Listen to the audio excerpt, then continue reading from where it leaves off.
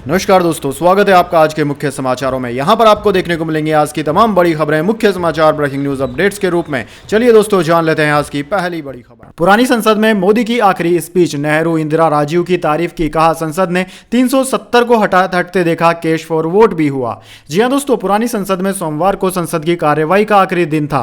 मंगलवार यानी कि आज से 19 सितंबर से संसद की कार्यवाही नई पार्लियामेंट्री बिल्डिंग में होगी। दोस्तों, प्रधानमंत्री मोदी ने पुराने भवन में 50 मिनट की आखिरी स्पीच दी। पीएम ने इस दौरान पूर्व प्रधानमंत्री को याद करते हुए कहा कि ये वो सदन है जहां पंडित नेहरू का स्ट्रोक ऑफ मिडनाइट की गूंज हम सबको प्रेरित करती है। इंदिरा गांधी के नेतृत्व में बांग्लादेश के मुक्ति संग्राम का आंदोलन भी इसी सदन में देखा था। उन्होंने कहा कि सदन ने कैश फॉर वोट और 370 को भी हटते देखा है। One nation one tax, GST, one rank one pension, गरीबों के लिए 10% आरक्षण भी इसी सदन ने दिया है। केंद्र सरकार ने 18 से 22 सितंबर तक संसद का विशेष सत्र बुलाया है। दोस्तों, स्पेशल सत्र में 5 बैठकें होंगी। इस दौरान 4 बिल पेश किए जाएंगे। उधर विपक्षी पार्टियों ने सरकार से सवाल जवाब करने के लिए 9 मुद्दों की लिस्ट तैयार की है। विपक्षी गठबंधन इंडिया के 24 पार्टियां इस सेशन में हिस्सा लेंगी।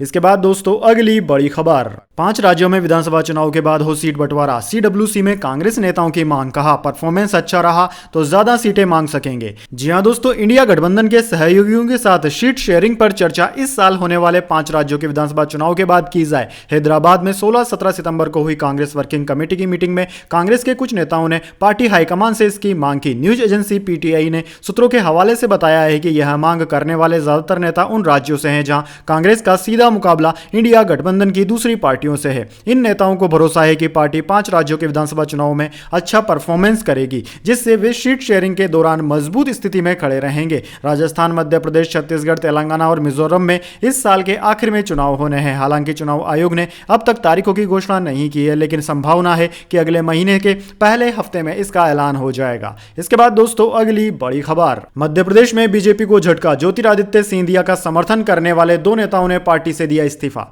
जी हां दोस्तों, मध्य प्रदेश विधानसभा चुनाव से पहले बीजेपी को झटका लगा है। इंदौर में बीजेपी नेता दिनेश मल्हार और प्रमोद टंडन ने अपनी प्राथमिक सदस्यता से इस्तीफा दे दिया है। दोनों नेता कुछ महीनों पहले ही कांग्रेस छोड़कर बीजेपी में शामिल हुए थे। दोस्तों, आपकी जानकारी के लिए बता दें कि इंदौर के नेता प्रमोद टंडन ज्योतिरादित्य सिंधिया के कट्टर समर्थक रहे हैं, लेकिन अब उनका बीजेपी से इस्तीफा देना पार्टी के लिए मुश्किल खड़ी कर सकता है।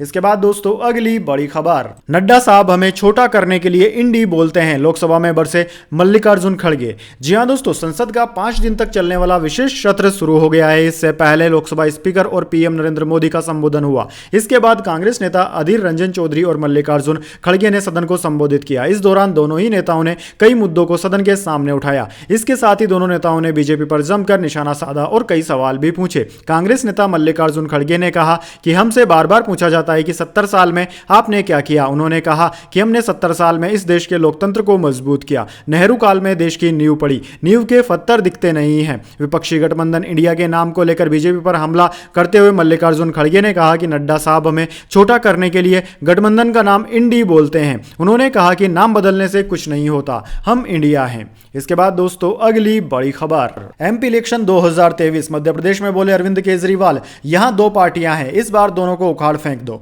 जी हां दोस्तों, मध्य प्रदेश में विधानसभा चुनाव में कुछ ही समय बचा है और आम आदमी पार्टी के राष्ट्रीय संयोजक अरविंद केजरीवाल चुनावी बिगुल फूंकने प्रदेश के रीवा पहुंचे। यहां उन्होंने जनता से अपील की कि मध्य प्रदेश में 2 पार्टियां हैं, बीजेपी और कांग्रेस, दोनों को उखाड़ कर फेंक दो। अरविंद केजरीवाल ने बीजेपी पर निशाना साधते हुए कहा कि पार्टी को केवल सत्ता से मतलब है और इनको सत्ता के लिए देश भी बेचना पड़ जाए तो भी बेच देंगे। इंडिया गठबंधन की बात पर अरविंद केजरीवाल ने कहा कि अब बीजेपी को हमारे गठबंधन से भी दिक्कत है। ये लोग इंडिया नाम से चिढ़ने लगे हैं। हमारे गठबंधन का नाम भारत होता तो क्या इन्हें उससे भी दिक्कत होती। वहीं केजरीवाल ने मध्य प्रदेश की जनता से कहा कि पहले इस्तेमाल करें फिर विश्वास करें। उन्होंने कहा कि अगर आपको लगता है कि दिल्ली और पंजाब में काम किया है तो हमें वोट दीजिए।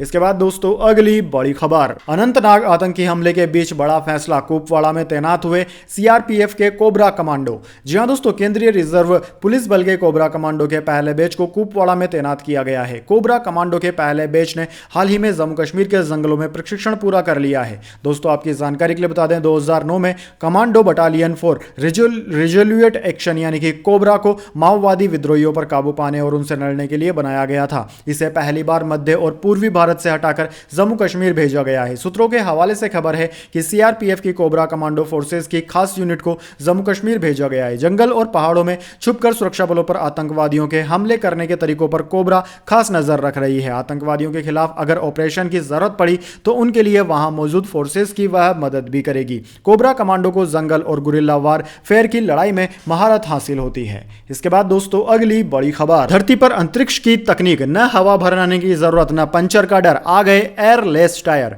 जी हां दोस्तों, आपके पास कार हो या बाइक, ड्राइविंग के समय तकरीबन एक बात की चिंता आपको जरूर सताती है कि आपके टायर पंचर तो नहीं है या फिर उसमें हवा कम तो नहीं है। लेकिन दोस्तों ओहियो बेस्ड एक company smart shape memory allied radial technology ने नासा की रोवर टायर तकनीक से प्रेरित होकर एक खास एयरलेस टायर को डेवलप कर लिया है। ऐसा ही नहीं है दोस्तों कि यह दुनिया की पहली कंपनी है जिसने एयरलेस टायर कॉन्सेप्ट को दिखाया है। इससे पहले भी ब्रिजस्टोन, मिशेलिन इत्यादि जैसे ब्रांड्स इस तरह के कॉन्सेप्ट को दुनिया के सामने पेश कर चुके हैं, लेकिन स्मार्ट के ये एयरलेस टायर बिक्री के लिए उपलब्ध हैं। अंतरिक्ष में इस्तेमाल होने वाली तकनीक से प्रेरित होकर स्मार्ट ने इन एयरलेस टायर को तैयार किया है। दोस्तों कंपनी का कहना है कि जिस तकनीक का इस्तेमाल नासा चांद पर भेजे गए मून रोवर और मार्स पर भेजे जाने वाले रोवर्स में करता है, ठीक वैसी ही टेक्नोलॉजी से प्रेरित होकर इस टायर को डेवलप किया गया है। फिलहाल केवल साइकिल के लिए इन टायरों को बनाया गया है। निकट भविष्य में कार और बाइक्स के लिए भी टायरों को तैयार किया जाएगा। इसके बाद दोस्तों अगली बड़ी खबर, आदित्य L1 ने साइंटिफिक डेटा कलेक्ट करना शुरू किया। इससे अंतरिक्ष के मौसम की जानकारी मिलेगी।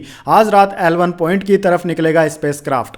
जी हां दोस्तों, इसरो के सूर्य मिशन आदित्य L1 ने साइंटिफिक डेटा कलेक्ट करना शुरू कर दिया है। इसरो ने सोमवार को बताया कि स्पेसक्राफ्ट पर लगे supra thermal and energetic particle spectrometer यानी कि स्टेप्स इंस्ट्रूमेंट को 10 सितंबर को पृथ्वी से 50,000 किलोमीटर दूर एक्टिवेट किया गया था। डेटा की मदद से सूर्य पर उठने वाले तूफान और अंतरिक्ष के मौसम के बारे में जानकारी मिलेगी। Steps instrument Aditya solar wind यानी कि सूर्य तूफान पार्टिकल एक्सपेरिमेंट यानी कि एसपैक्स पेलोड का हिस्सा है। स्टेप्स में 6 सेंसर लगे हैं। हर एक सेंसर अलग अलग दिशाओं में निरीक्षण करता है।